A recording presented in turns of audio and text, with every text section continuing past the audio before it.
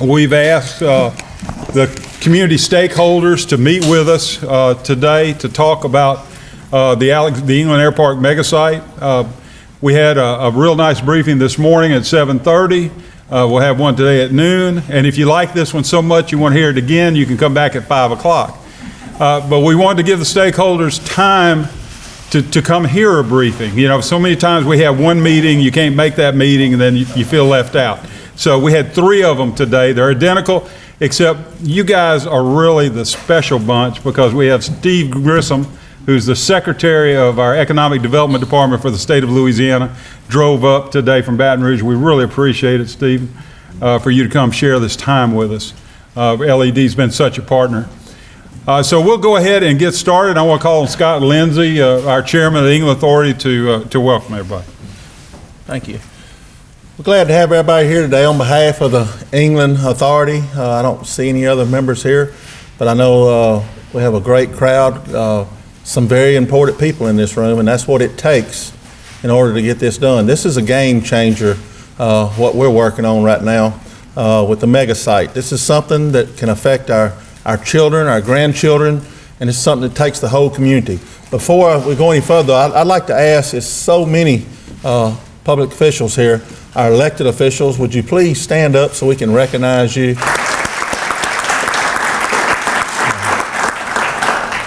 Our 2 mayors, I want to thank y'all a whole lot because,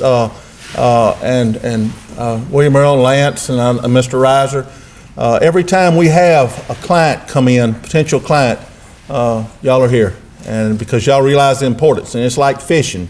Sometimes we throw it out there and we catch them, sometimes we don't. And like I'd mentioned this morning, this site here is not something that we want to have a Shipley's or a little small, nothing against Shipley's, but a small place. This is something that we're looking at thousands of jobs, and this is something that is definitely economically can help this area, and our kids can stay here and not have to move off, our grandkids. But without everyone here, this cannot be done. This is not just England Airpark. Mr. Grafton and staff, they've worked extensively preparing for years. It's not something that just happened overnight. Ms. Randolph in the chamber, we've got Cleta, Mr. Clinton, we've got Clico that's super involved in it, putting money into this thing. The city of Alexandria has worked with us extensively with our utilities and stuff. This is something that takes everybody to get this accomplished. And we want to thank y'all for what you've done and for being there every time we call. And at this time, he said 5 minutes, but I was kind of upset. I told you. I drove 30-something miles here. I'm like Billings said that time. I hate to stop in 5 minutes. You drive that far, you want to talk, right? But at this time, I'm going to turn it back over to him, and we want to thank you again for coming. Thank you, Scott. And Scott, that was even better than this morning, quicker. You know, by 5 o'clock, this will be down to 30 seconds. But we appreciate it. I would like to call on the chairman of the CLETA board, Blake Shotland, for bring a few words. Blake. Thank you, John. Every time I get to come to one of these announcements, I'm struck by really 2 things. First of all, I'm reminded of how many people we have in our community that wake up every day working behind the scenes to get us to a point like this, where the working behind the scenes on things that often don't go noted or go unnoticed, but that are so important to keep moving our community forward. And so I'm always reminded of that. The other thing I'm reminded about is how much work and effort goes into making an announcement like this happen. And I know this is one of those announcements that there have been countless meetings and a lot of time and energy and a lot of money that has been invested by our partners to get us to that point today. And so I'm always reminded and I'm always thankful that we have great partners that are doing that kind of great work. And so on behalf of the CLETA board, I'd like to thank our CLETA team, certainly like to thank John Grafton and the whole England Airpark team, CLECO, which is such a wonderful community partner for us, as well as the Chamber of Commerce, and of course all of our elected officials that are represented here today. We have a great community and a lot of good people that work hard every day to make this a better community for our friends and neighbors. So thank you for being here. Thank you, Blake. We really appreciate that. And to bring a welcome from the Chamber of Commerce, Deborah Randolph, Executive Director of the Chamber.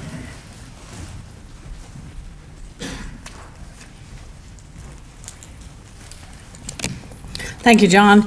Good afternoon, and thank you all for being with us today. On behalf of the Chamber Board Chairman Leif Jones, the Chamber Board and staff, I'd like to begin by congratulating the England Authority Board of Commissioners and John Grafton and his team for the vision that is resulting in today's announcement. The Chamber is pleased to be a member of the collaborative team consisting of the Louisiana Department of Economic Development, the England Authority, CLECO, and CLETA, and we thank these partners for their great work. Certified megasites minimize the risks of selecting a site for a large automobile or aircraft plant or other manufacturing facility requiring massive space and infrastructure.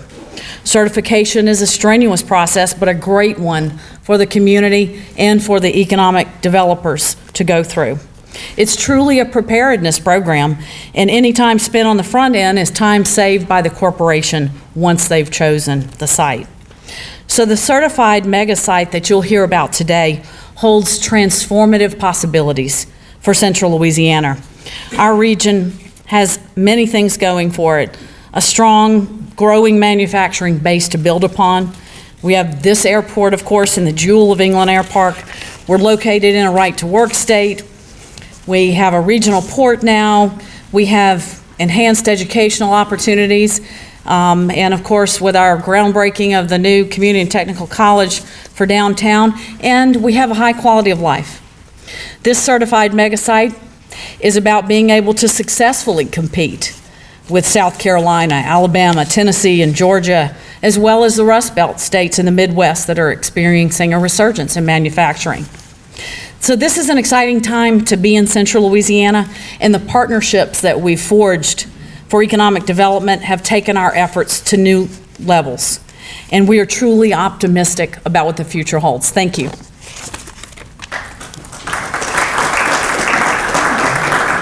Thank you, Deborah.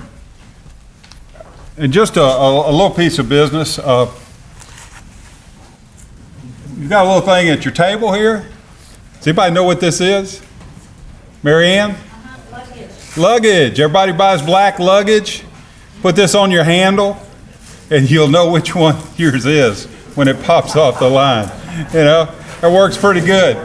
So don't be afraid. You can actually, it's not a Chinese finger torture thing, you know.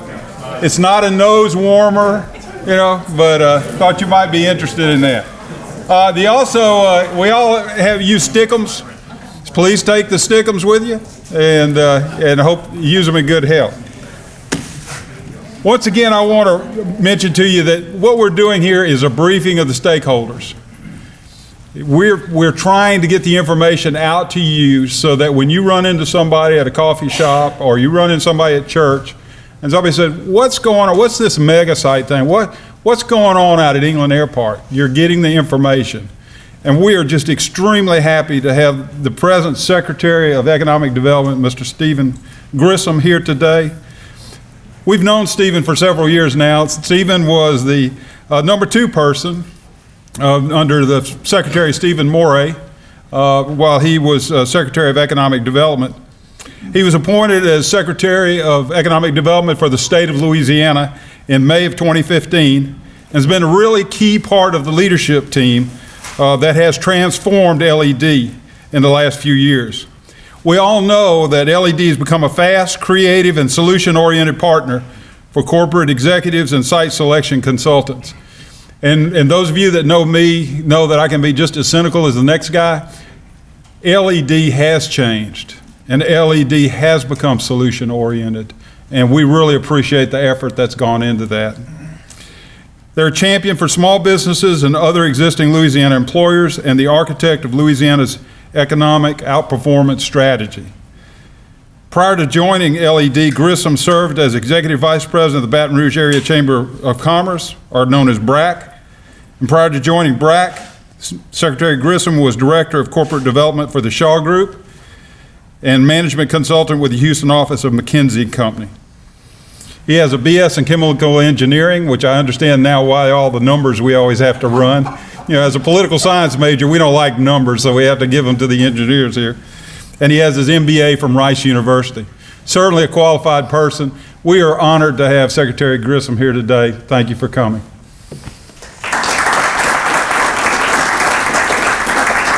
Thank you, John, for having me. Just a little bit more about myself. Stephen Grissom. I've been in the Deputy Secretary role at Louisiana Economic Development for a little over 7 years and became Secretary of the Department just here in the spring. So very excited to be here. Thank you for the invitation, the opportunity to talk a bit about the Megasite in particular, but also our collaboration with our regional partners and how we see this fits in the overall state strategy. At LED, we're focused on job creation across the entire state of Louisiana.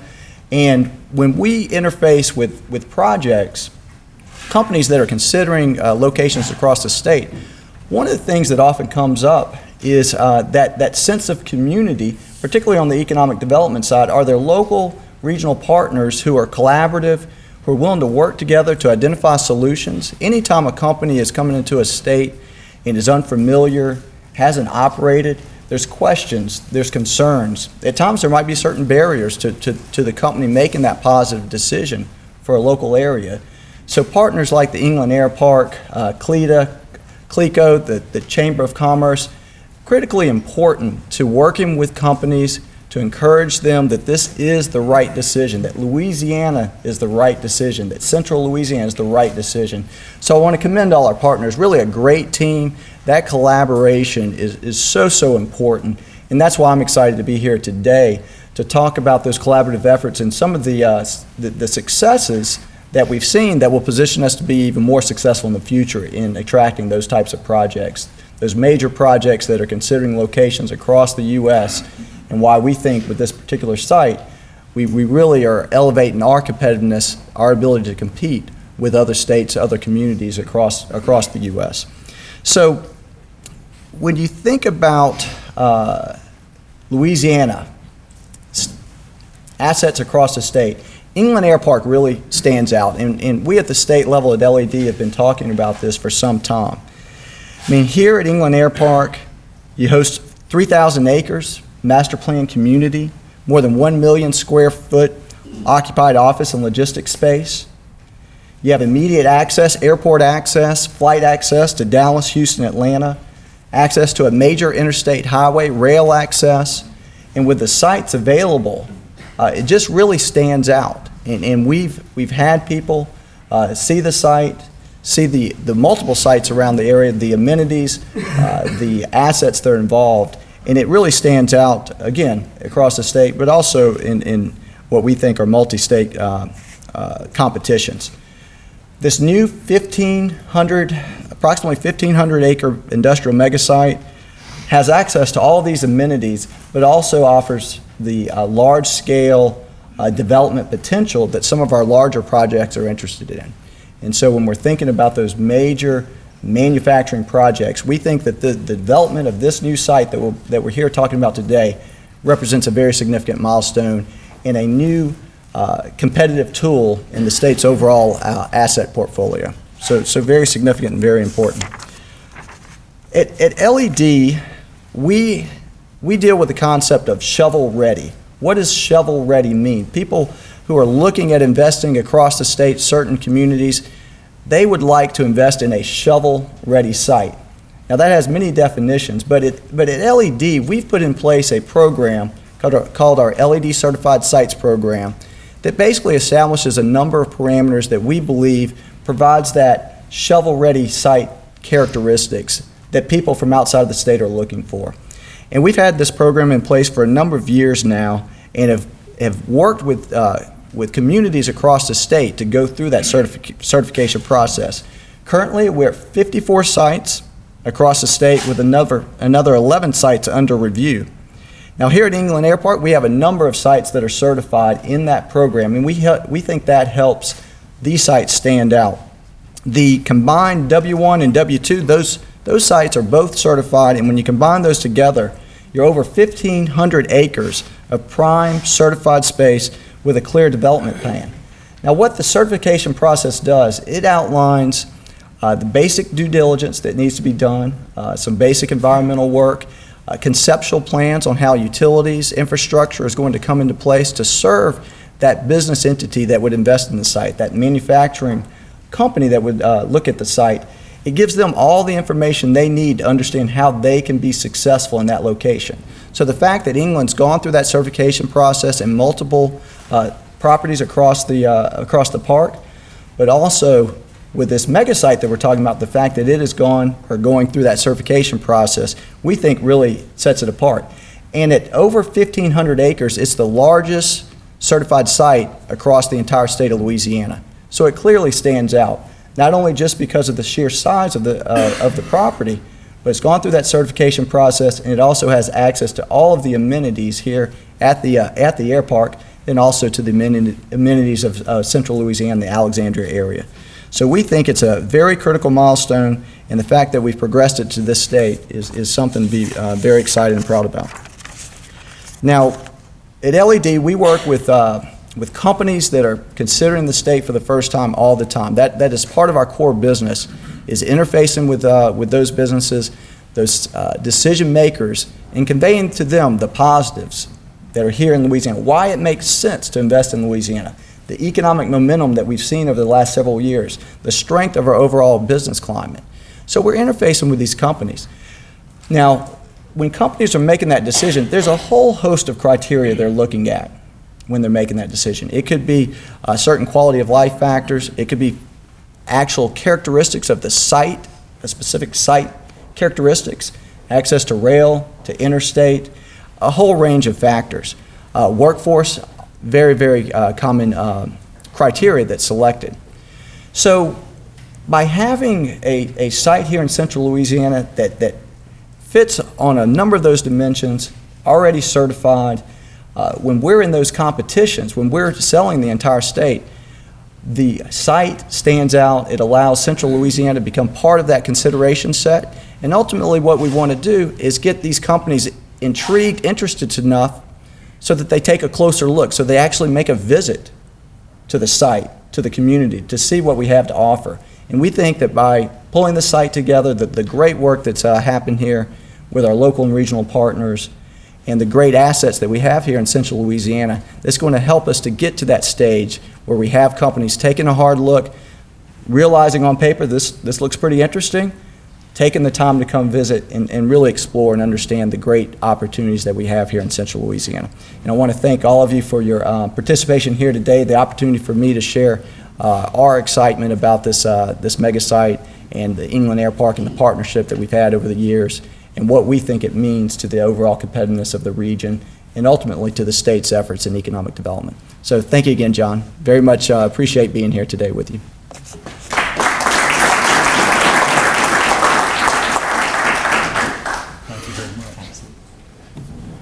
Thank you, Secretary Grissom, and I'd like to call on Jim Clinton, one of our partners, key partners on developing this site. And Jim, will you bring us a few words? Absolutely. Thank you. Got to do something with this wire. I know. It's going to get us. Some of us are more likely to trip over it than others. I'm at the head of that list. Thanks to everyone for coming out today. Stephen, thanks so much for making the trip up. Great to be with our partners. It's been said before, it can't be said often enough, without the Chamber, without CLECO, without John Grafton's and the England Board's remarkable leadership, and the contributions of so many others who are in the room, we would not have the good news that we share today in the briefing that John will be giving to you shortly. It is a really exciting day for us, and because of that, I want to just make a couple of remarks about context. And this first remark dials that excitement back a little bit, but it's only for the sake of context and remembering where we are, where we've come from, and how far we have to go. And the first context is this. Rapides Parish at this point has just a little smaller population than we had in 1980. Just a little smaller. So in 35 years, we haven't grown, in spite of everything. During John's presentation, he's going to, among other things, remind you of the great set of things that have been accomplished during that period. The really hard work that's been done. And what is obviously unsaid, unspoken, and just stating it flatly like that, is that we lost an Air Force base during that period. So climbing back into the same position is really a pretty remarkable thing to have accomplished. In fact, we could be looking at a population that's 20% smaller than we are. So both things are true. All of the things we've done haven't been enough to achieve the kind of growth that we'd really like to see and create the number of jobs and the quality of jobs that we'd really like to see, but it's remarkable, and the citizenry and the leadership should feel really good about what we have accomplished given what we were up against. That's context number one.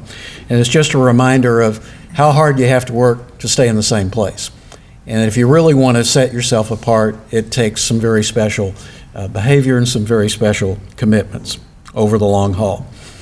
Context number two, this is tremendously exciting news. We think it has the potential of very positive change for this city, this parish, and this region, and the state. But a reminder, we don't rely on it alone. We rely on a lot of different strategies, and we all work on them all the time. So the commitment that we have to entrepreneurship and the substantial number of jobs that have been created in bits of 5 and 10 and 15 and 20, but that add up to really significant numbers. You won't see headlines on those, but that too is a critical part of keeping this economy going and creating opportunities. Retention and expansion continues to generate more jobs than anything else. And if you start looking at what's happened at Crest and Distran, the remarkable growth there, the remarkable growth at Procter & Gamble over the course of time, the growth at Royal Martin, Eclectic Products, after a downturn for a while, the resurgence at Union Tank Car to its full capacity. All of those things require attention, they require nurturing, and they make us what we are, and they keep us from being the community that we could have become after losing an Air Force base. And they mean that not all the pressure is on this very wonderful announcement that we're talking about today. It's also worth noting, and you will see this in detail in regard to England in John's presentation, that it takes a portfolio of sites to make this work. We don't rely on one place, and we don't rely on one size. There's the newest analysis that we've seen out of LED on what kind of sites have been asked for over the last 6 or 7 years. You'll see that the sweet spot in terms of numbers is really less than a couple hundred acres. So that means that we still have room for some industrial sites within the city of Alexandria, within the city of Pineville, in non-traditional locations, and certainly within the parishes. Not everything calls for a megasite. Not everything calls for 500 acres. The state works at developing a portfolio at that level. We work at it regionally, and what you will see in John's presentation is that England has a portfolio, and it's an extremely valuable and impressive one.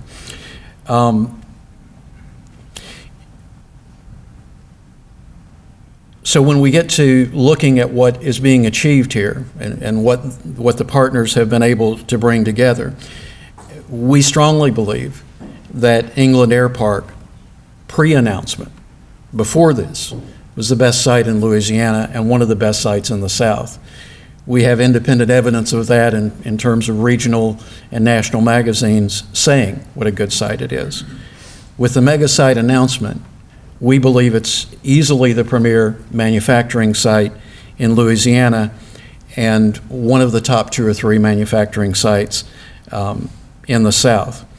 We believe that it may well be the key to ratcheting us out of that relatively flat growth pattern, not in a predictable fashion. You can't say it's going to happen in the next 6 months. You can't say it's going to happen in the next year.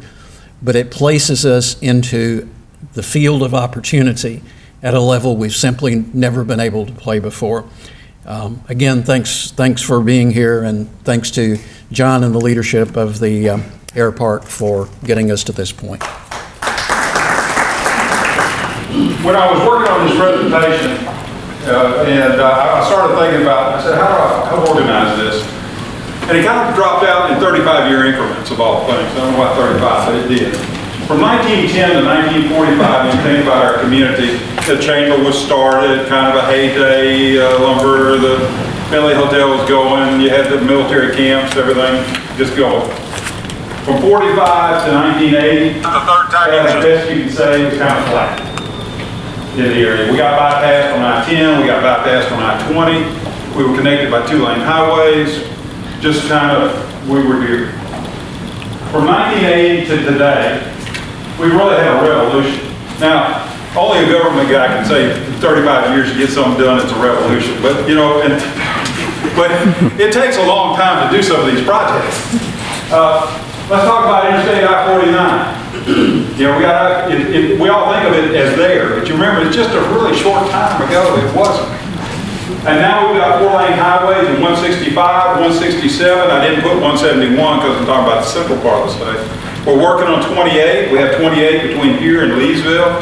We're working on 28 from Pineville out toward Mississippi. And Mississippi and Alabama have done their 4 lanes. And the state of Texas is working on their 4 lanes over to Louisiana Highway 8. So, I mean, we're talking about an alternative transportation delivery system between 10 and 20 that's being developed. 3 new bridges over the Red River. Hallelujah. One of the first things that happened when I moved here is I went to a court case over the Murray Street Bridge. You know, it was said over and over again, we'll never see 3 new bridges over the river. Mayor Fields, are we going to have the 3rd bridge over the river? We are. Absolutely. 3 new bridges. You can't get to northeast Louisiana unless we have bridges across the Red River. And that was a real bottleneck for us. But we got 3 new ones.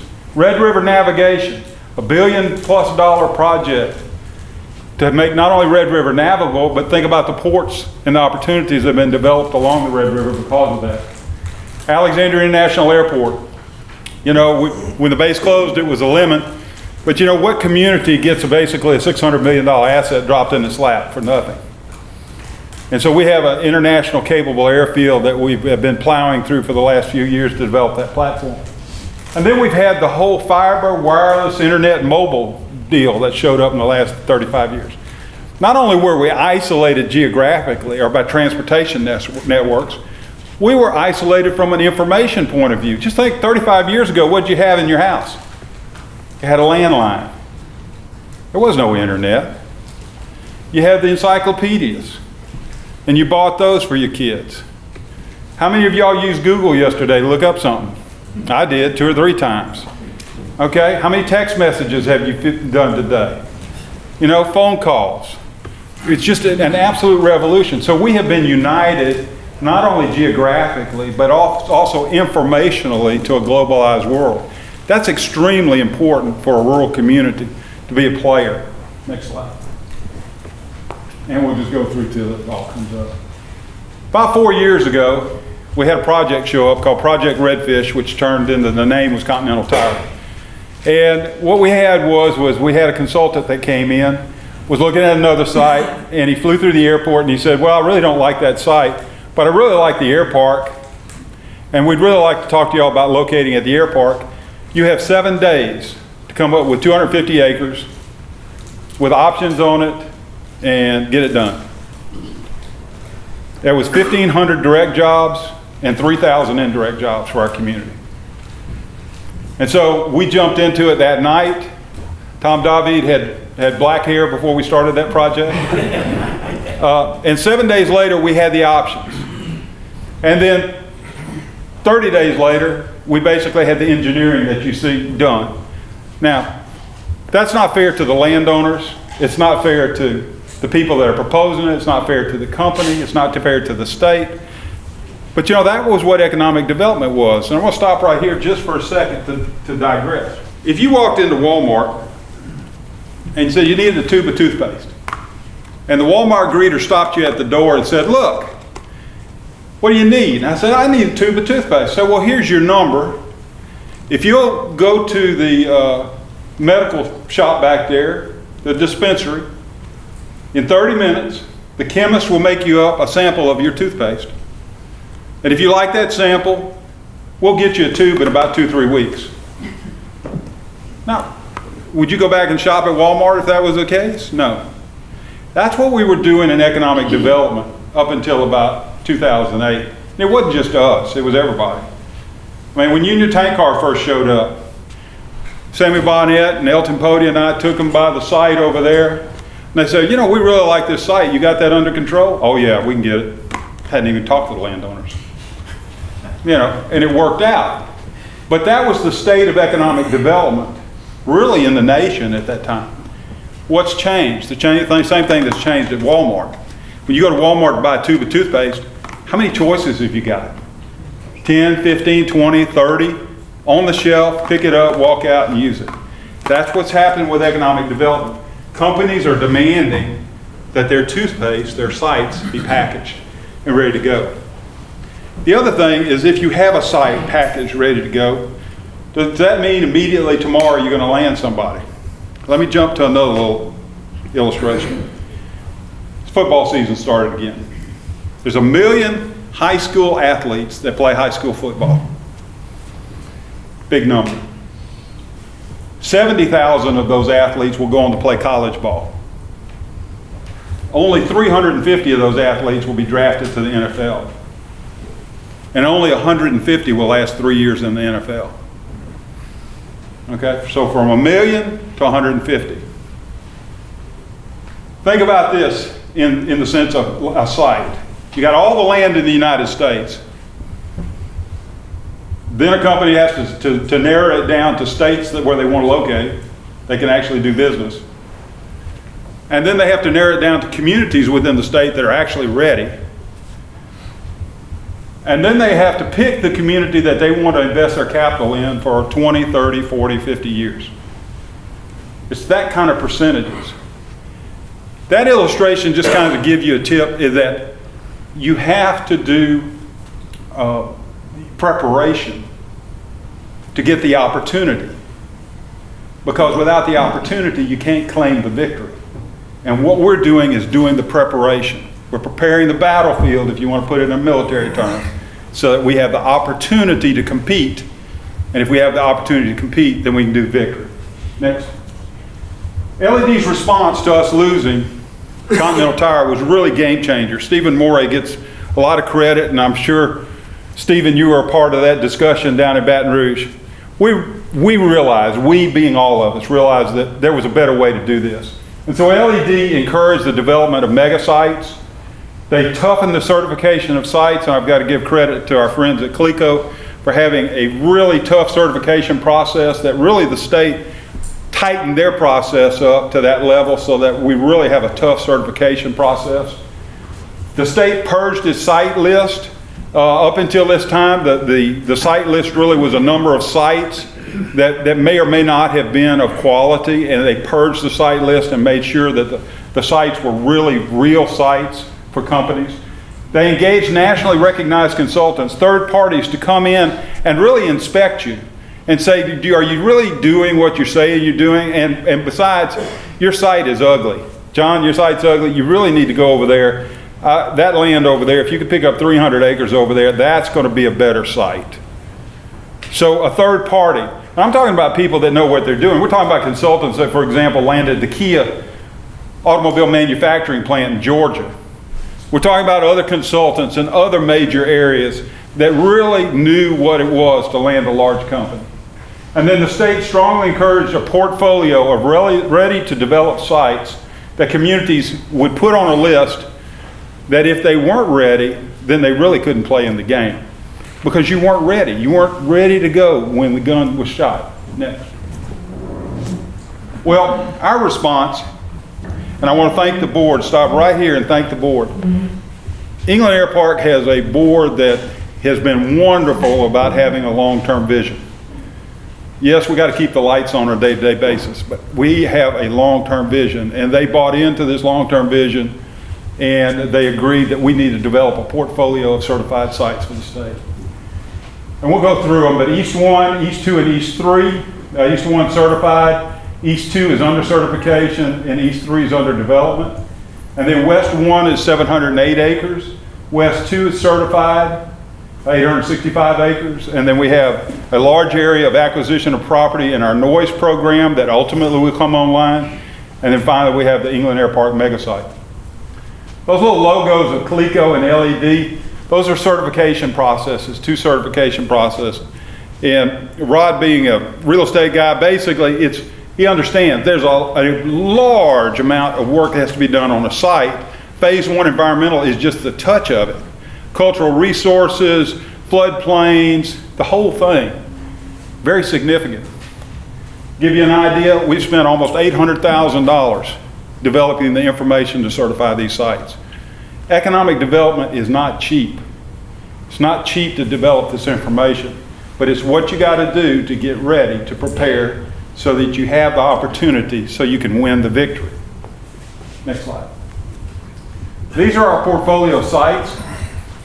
E1, which is next to Union Tank Car. E2, which we'll visit with in a second, that's over in the old fuel farm area. E3 is a small little site in this area. And then West 1, which is our 708 acre site. West 2 is 865 acres. And then West 3, which is our noise program area, is 535 acres. So you can see these sites lining up certainly on the west side, and you see that these smaller sites are on the east side. Next slide. East 1 is 35 acres next to Union Tank Car. Next. It's got outlet to Highway 1 and then Air Base Road and then to the interstate there. No weight limit on the bridge, 88,000 pounds. We've put in the utilities already, the gas line, the water line, and the sewer line, working with the City of Alexandria, our partners. And then we also put in the road here. So the England Authority's invested $1.5 million in that site, in that 35 acres, so that it is literally shovel ready for a prospect. And you say, well, have any prospects come and looked at it? Yeah, we've had several prospects. We hadn't found the right one yet, but we've had them as far away as Norway come in and look at the facility. Next slide. We have adequate electricity in that we're served by 2 substations on the site. Next. And now we'll go to East 2, which is 43 acres. We're really excited about this site. Next slide. This 43 acres in this area, the England Authority spent about $500,000 removing these tanks for the old fuel farm here. And last year, the Air Force finished their spending about $3 million to replace all the contaminated dirt with clean fill. So the site's ready to develop. And what we're really excited about, what this makes an interesting site, is we have a rail spur on our spur. It's very hard to find a site with rail. It's just hard to do. So that is a really interesting site. What we're doing now, you may have seen a little sign on Air Base Road. The England Authority is investing $3 million of its money to drive a new road down the old Union Tank Car construction road, and also working with our partners at the city to lay in new 16-inch gas line, water line, new sewer line, new gas line, and into this area. And so we're going to have abundant water, gas, electricity comes out of the substation over here to serve this site. So really a heavy industry site. Now, I like potato chips, and you can tell from looking at me, I eat too many of them, but I use potato chips as an example. We're not talking about locating potato chip distributors here. We're talking about manufacturing facilities that generate jobs for our community, that bring in income into our community, not just recirculate income. Next. East 3 is a little site that's falling out of the same project. It's 8 acres. That's going to be surrounded by those utilities. And it's got the utilities, the electrical substation right here. So it's going to be a great little site. It's too small for state certification. But because we know how to certify a site, we'll develop the same types of information. So any business coming in is going to be able to look at it, and it won't bear the moniker of the certification, but it'll have the same thoroughness. Next. All right, just like in our country, they said, go west, young man. West is where the future is. This is West 1, 708 acres. And all the property within those red lines are within our control. We own that property. And you can see that some of it comes over here, and we will take out some old airfield infrastructure to make this happen. Next slide. We're working off of planning documents here, and this was one of the earliest certifications. So what you'll see here is there's a Highway 1, and you see the connection down Jimmy Brown Road, then all the way over to 28. Of course, we were working with just West 1 right there. You know, we need a connection. We need a connection between Highway 1 and 28. We really need a connection between I-49 and Highway 28. That's where the connection is. And so we've really probably missed this connection here, and the next connection's over here at Rapides Station, and we'll talk about that and visiting on that a little later. Next slide. West 1 on water service, what we'll do is we'll reach back and work with our partners in the city, and we'll build the water line here and connect back here on Vandenberg Drive. Next. Gas service, the planning, we really have a great situation here in Alexandria. We have high pressure gas lines less than 3 miles away from the site. So we can reach out and build a line to this high pressure gas line, and there are 2 there now, and come back over into this site to serve that area. So we've got abundant gas. Next slide. We've got industrial quantities of water. Sewer would reach back the same way. We'd build a line, come back in here. Sewer, next line. And then electric service. CLECO has a huge substation at Rapides and also hot wells. So basically we can pull 400 megawatts to the site. Those of you that know electricity, 400 megawatts is a lot of power.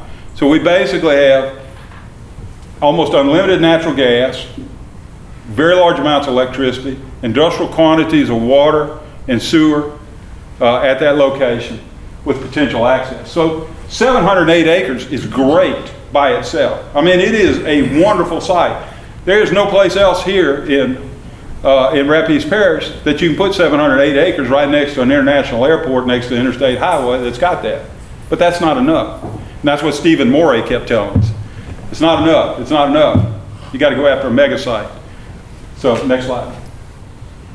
So the West 1 lot layout kind of lays in like this. And to give you a feel, I always have a problem, Tom David and I have a problem working on this, because when you look at this map, you lose the scale of what the property is. Lots 13, 14, and 15, if you put those 3 lots together, that equals all the concrete ramp space that we have on the east side. All the ramp space that we park our aircraft on the east side. That's the total amount. Lot number 3 right there, that's the size of Union Tank Cars lot. So if you take 13, 14, and 15 and 3, what you've got right here is you've got the jewels of the east side basically in that little area. So that's the scale of the size as far as potential for growth. Next. So the West 1 summary, we've just kind of gone through it. I do want to mention that we are clearing right now. If you see the trees going down on the west side, everything's been mitigated. The cultural resource has been done.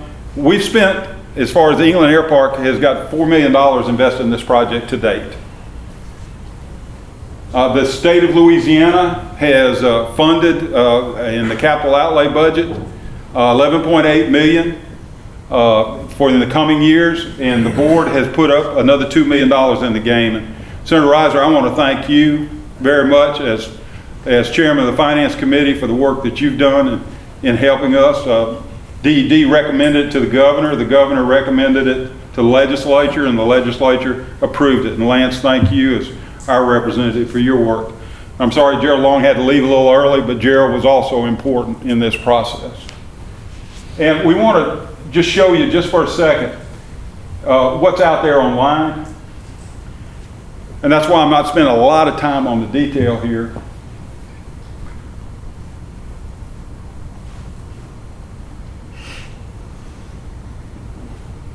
All right, if you click on our website, you can see England Airpark Heavy Industrial Site, West 1. You'd see East, you could look at East 1, East 2, all of them are the same way. And it gives you the information about the site. Go over and click on View Site Exhibits. If you want to know more about the site, what we developed in certification, all of this information has been developed and it's online. this is what we had to submit to the state of Louisiana. So you've got the general boundary maps, you've got FEMA maps, you've got national wetlands inventory maps, wetlands delineations, you've got soil boring tests.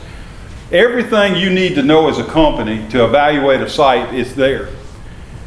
So it's great that we developed this information, but what's even better is that now the game has changed again. The game has changed in that the site selectors are now going to websites and pulling information. You never know they're looking at you. And if your community doesn't have this information, you get passed over to a community that does have it. So the internet is a sword that cuts both ways. They used to have to come visit you. They used to have to inquire with the state. They used to have to do a lot of things, but now they're doing their own searching. Let's go back. But you can get that on any site we have. It's online at www.englandairpark.org. Next. Very happy to tell you today that West 2, that working with our partners at CLETA and CLECO, that we now have an additional 865 acres available for development. This 865 acres abuts the West 1 site and offers us the potential for the total 1,500 acre mega site. Next. John, is any wetland mitigation stuff in that site, or is it all? None. Good. It's already been mitigated. The England Authority paid for it out of its own funds. West 2, the transportation access, the site itself is outlined in red, and you'll see the Rapides Station interchange, and you'll see the Rapides Station Road as it comes down. Obviously, if you get some company like Ford, and you say, hey, Ford wants to build the next car here, you're probably going to want to move that road, because that site is going to need to be intact and not be split by a road. And I know Mayor Roy, we've talked about it on the Beltway Commission, that we're looking at that, and the Beltway Commission is trying to move forward in working on different things. But the Rapides Station interchange and the connection to 28 is probably to the west of this site. And that's probably one of the great big to-do check marks at some point in the future. Because wouldn't it be great if we capture something that generate 1,500 direct jobs, 3,000 indirect jobs, manufacturing some widget that's really great for our community? Hey, that's when we need that connection to get from I-49 to Highway 28, not only for the workforce, but for the product. Next. West 2 water service essentially follows the same thing that we would do on the West 1 side, except we'd upsize the lines. Instead of going to smaller lines, we have to go bigger to be able to serve it. Next. The gas service. Since we did that last planning document, as I mentioned, we had a second gas line go out here. So we virtually, with two of them, have virtually unlimited amounts of natural gas to the sites. Next. Sewer service. We'd come back again to the same place we talked about, working with our partners there at the city. We just upsized the line to take care of the perceived needs on the 1,500 acres and dropping it into the corner. And then the electric service, we are blessed to have very large transmission lines on the outside of this site that could easily serve not only this site, but this site with the megawatts that are necessary. Next. And then finally, this is rail accessible. Rail would probably be the last thing that you would do. Let's say you had a GE decided to consolidate their jet turbine facilities from 3 locations to this one location to build jet engines. GE may not need rail service. They may do all their stuff by trucking. And you know, we've got ASA coming up over there. They're going to be doing titanium, and maybe they wanted to locate here so that the titanium could be manufactured. So probably wouldn't call for rail service. But let's say we had a Ford or somebody that needed rail service. Then it's rail accessible, and then you would come in here and you drive back. We have to go all the way back almost to our spur here and come back this way. You can't blow up the interstate highway and come across. So that's why you have to reach back and do that. Next. So the summary on West 2, it's ready to develop. It's a certified site. The state's already stamped it. Large amounts of electricity and gas, industrial water and sewer, ready access to the interstate, Rapid Station, great. It's a flat site. Neil, no problems. And it's adjacent to West 1 with 708 acres. Next. All right, so this is where we all put it together. Everybody's played puzzles, so all the little pieces start to come together. And this is where we talk about the Megasite. The Megasite is, West 2 and West 1 combined. We have a total of 1,500 acres in the site.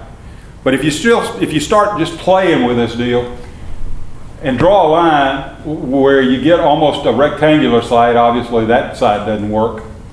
You've got 1,200 plus acres that you can work with.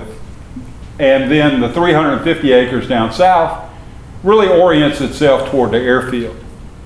So you could really work it real easy where you have a Continental Tire, which only needed 250 acres. So you're talking about factories of 3 sizes of the Continental Tire, because then you got to add the parking and the green space and all this other stuff.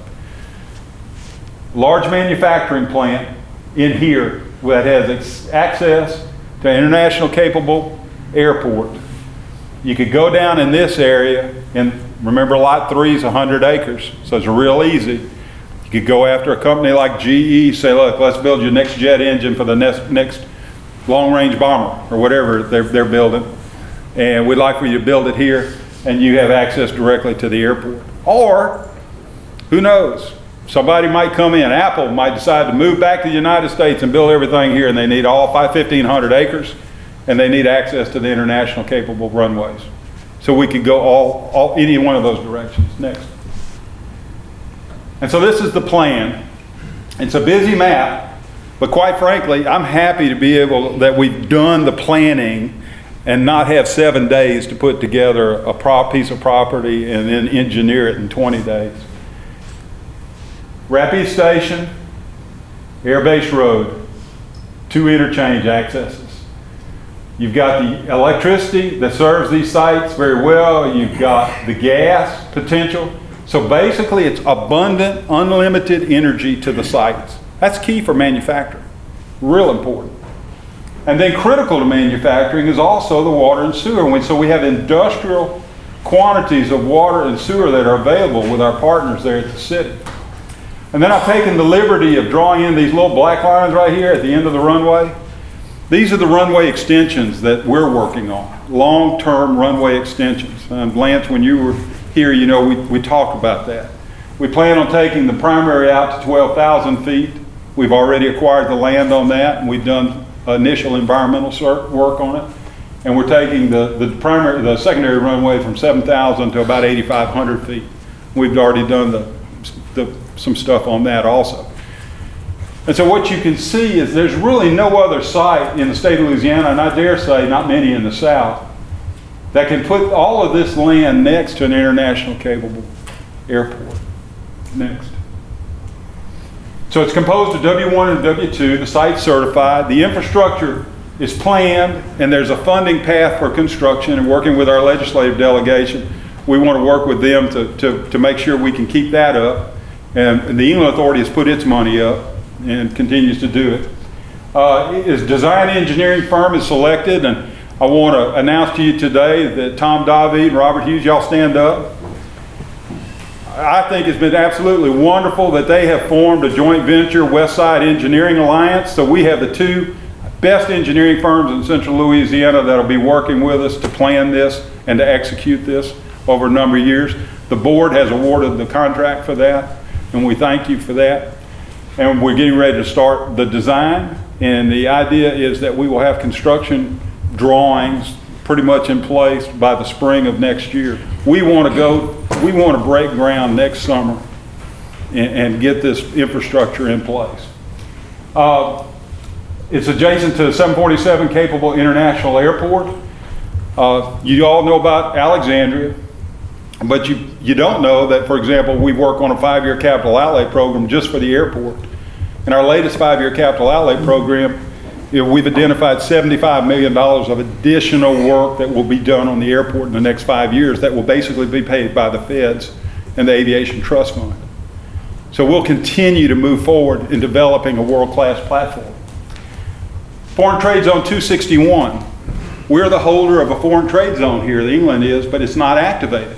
On the 15th of this month, if anybody's interested, Jim will be putting out notices. We've got a consultant that's coming in primarily for the ASA project that will be working with us to redesign our foreign trade zone so it'll be more expansive and inclusive. And that trade zone could be laid over on this site also if it had some needs. Interstate access to 2 interchanges, abundant energy, industrial quantities of water, sewer, rail accessible, inland port, very important, within 5 miles. And because of this site has such significance, the state of Louisiana, through the Department of Economic Development, will be marketing both nationally and internationally. You can't ask them to market this nationally and internationally if you only have a 20-acre site. They have to have something to be able to sell. We have something to sell now in central Louisiana. Next. So as you look at this site, you say, well, you know, that sure is a lot. You know, can they really do it in central Louisiana? Well, let me go back to one of my first slides. You know, they said we couldn't do I-49. They said we'd never do 4-lane highways on 165, 167, 28. They said we'd never have 3 new bridges over the Red River. They said we'd not get a 4-year LSUA. They said we'd never backfill the IP site. The past is littered with theys. The future belongs to we. We can grab the future, we can shake it, and we can make it what we want.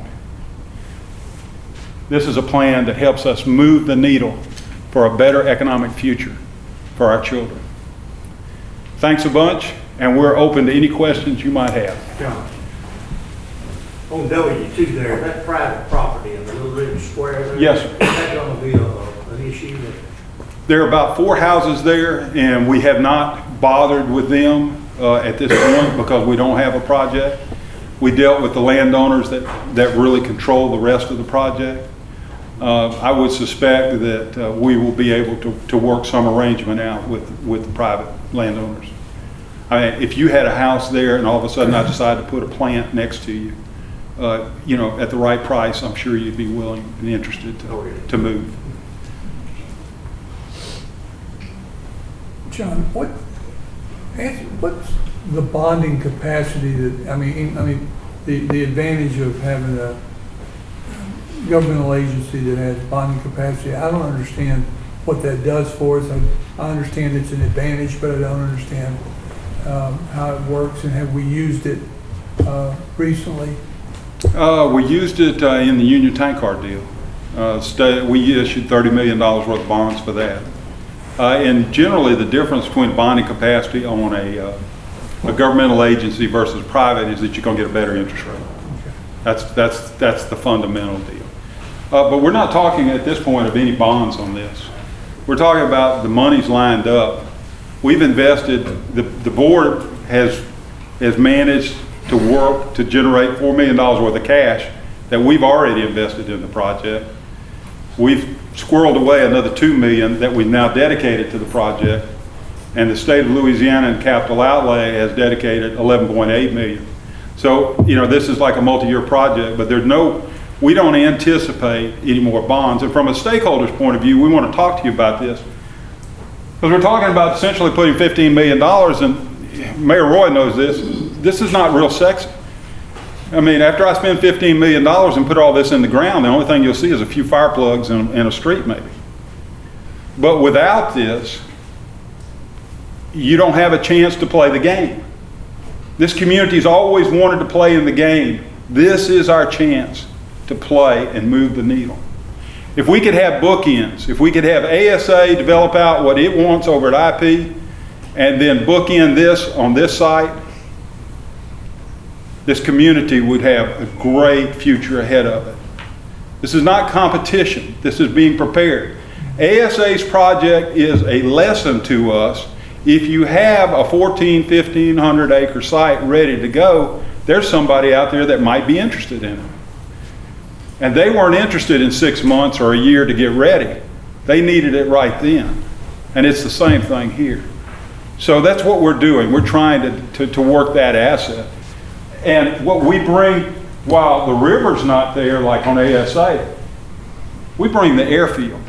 We have yet to see in this community a real air-centric business. Now, we get it with the Army. The Army moves, but we really haven't seen a real air-centric business, and that's the way the global economy is moving nowadays. Or how long would it take to get that in? You're talking about probably a year, fair? A year and a half. Yeah. Once construction started. And what the key would be is that we're going to be selling the site now. We're selling the site. But let's say you were a company and you were talking about coming and investing $50 million. The difference between me saying, hey, look, we've got plans for all this infrastructure. Well, is it funded? No, it's not funded, but I'm sure we can get the funding. Versus, hey, the construction plans are ready. We're at some point in the process, we're already 2 months into construction, yada, yada, yada. Because even when they choose the site, they've got to engage their own engineers, they've got to design their own stuff, get their air permits, everything else. So they really won't start construction for a year after they make the announcement. But all of this dovetails, and the idea is getting it going, that's what's important. Anything else? I'm seeing one thumbs up. Folks, this is a real team effort. I can't say enough about Jim Clinton and Cleta, about the chamber, Deborah, Clico, our partner. Clico's really been stood up and really helped us on this. We look forward to working with everybody in making this happen because it takes a real team to make this happen. And we want to thank you for all your support. Now, if you're just so excited and you want to come back at 5 o'clock, you're more than welcome. But if I put you to sleep and you've heard enough, please go and have a great afternoon. Thanks for coming. Appreciate it.